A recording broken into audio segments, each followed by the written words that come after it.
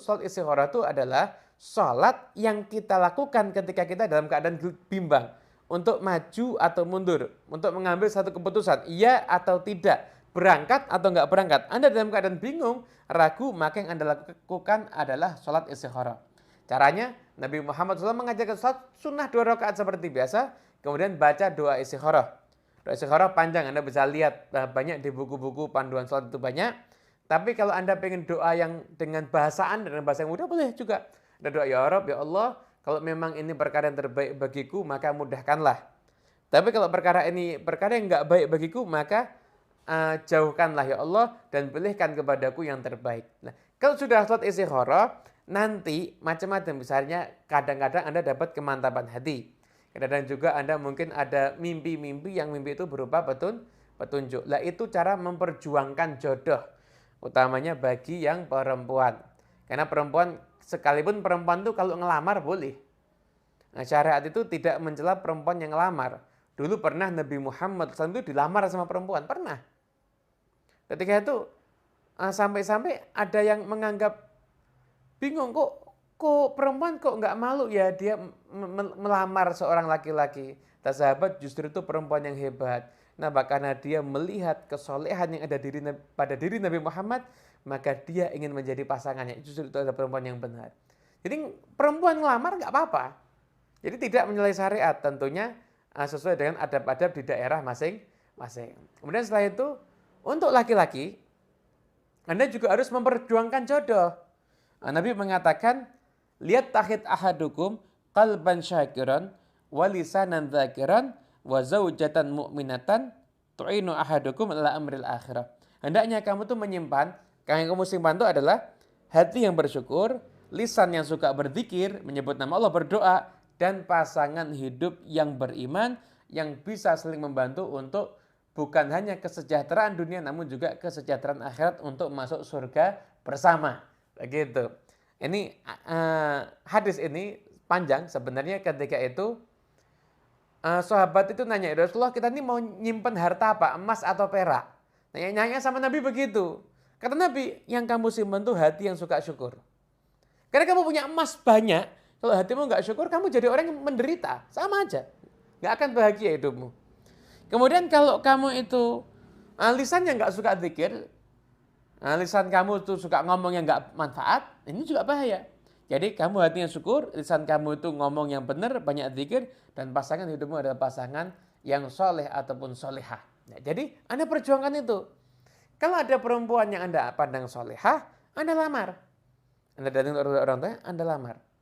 Kalau Anda jatuh cinta, Anda lihat seorang wanita, Anda cocok, fisiknya Anda cocok. Karena memang orang tuh kalau mau nikah suruh lihat dulu. Suruh lihat dulu. Rata-rata orang kalau nikah nggak pernah lihat langsung ketemu, seringnya nyesel. Lihat dulu. Orang itu kan punya selera. Wah, ini sesuai dengan selera saya atau tidak? Oh, sesuai dengan selera. Anda lamar. Anda datangi, Anda lamar. Itu Anda yang penting untuk ngelamar, syaratnya Anda nggak harus punya rumah. Nggak harus punya mobil. Yang penting Anda adalah orang yang bisa menjadi imam yang bagus, agama yang bagus, dan yang kedua Anda orang yang mau kerja. Jadi Anda siap untuk menafkahi zahir dan batin. Itu syaratnya untuk menikah. Makanya saya sering bicara sama teman-teman, mahasiswa dan lain sebagainya. Orang-orang kan bilang, menunggu mapan baru nikah. Salah. Menurut saya sebelum mapan kamu nikah. Sebelum mapan kamu nikah. Maka kamu nikah. Lebih baik kamu punya pasangan yang mau diajak bersama-sama mendaki gunung dibandingkan pasangan yang sudah menunggu kamu di puncak gunung. Begitu. Itu kurang lebih ibaratnya seperti itu. Walhasil intinya jodoh itu benar-benar satu misteri ya. Itu misteri ya. Semoga semuanya yang belum berjodoh mendapatkan jodoh yang baik semuanya insyaallah. Yang sudah menikah semoga pasangannya benar-benar menjadi jodohnya dunia akhirat langgeng terus sampai selama-lamanya. Amin amin ya rabbal alamin. Nah, teman-teman semuanya yang dimuliakan oleh Allah Subhanahu wa taala, saya rasa bab jodoh ini semakin lama diomongin semakin menarik ya. Ayo kita lihat Nabi Muhammad SAW itu rata-rata dengan istrinya pernikahannya seperti apa. Nah, jadi Nabi Muhammad itu pernah melamar wanita ditolak, pernah. Jadi Nabi itu pernah melamar Ummu Hani. Ummu Hani itu putri Abu Thalib. Jadi masih sepupunya Nabi Muhammad, saudara sepupunya Rasulullah Shallallahu Alaihi Wasallam. Dilamar sama Rasulullah. Tapi ternyata keduluan orang lain itu. Jadi akhirnya Nabi nggak berjodoh dengan Ummu Hani. Bahkan bukan cuma sekali ngelamar. Nabi itu pernah ngelamar yang kedua kali. Ketika itu juga nggak kejadian menikah. Akhirnya ketika itu Nabi disukai sama Khadijah. Disukai sama Khadijah. Khadijah itu adalah seorang wanita, businessman, businesswoman berarti ya. Mau kaya raya pengusaha. Nah, ketika itu Khadijah itu sudah sering dengar kabar tentang Nabi yang akan datang. Ketika melihat sifat-sifat Nabi Muhammad SAW, maka Khadijah kemudian ingin menikah dengan Nabi hingga akhirnya dilamarlah Khadijah oleh paman Nabi dan akhirnya menikah Nabi Muhammad dengan Siti Khadijah. Nah, setelah wafatnya Khadijah, jadi selama Nabi menikah dengan Siti Khadijah, Nabi nggak pernah menikahi perempuan lain. Jadi selama Nabi menikah dengan Siti Khadijah, istri satu-satunya hanyalah Siti Khadijah. Setelah itu Nabi SAW menikah dengan Siti Aisyah. Ya, pernikahan Nabi dengan Siti Aisyah itu adalah perintah Allah. Nah, ketika itu Nabi mendapatkan fotonya lewat malaikat Jibril. Malaikat Jibril mengatakan, ini adalah istrimu di dunia sampai di akhirat.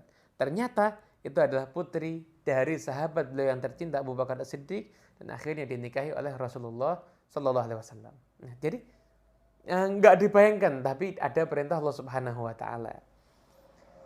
Ada juga yang proses menikahnya Nabi itu karena doa. Ada karena doa. Jadi Anda jangan-jangan bisa dapat jodoh karena doa. Maka jangan pernah meremehkan doa. Jangan pernah meremehkan doa.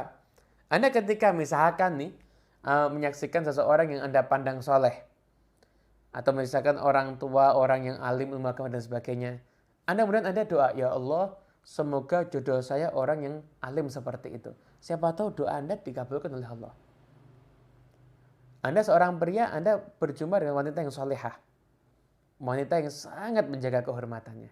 Anda kagum dan Anda berdoa, ya Allah, semoga dia jadi jodoh saya atau wanita seperti dia akhlaknya menjadi jodoh saya. Itu bisa dikabulkan oleh Allah Subhanahu Wa Taala.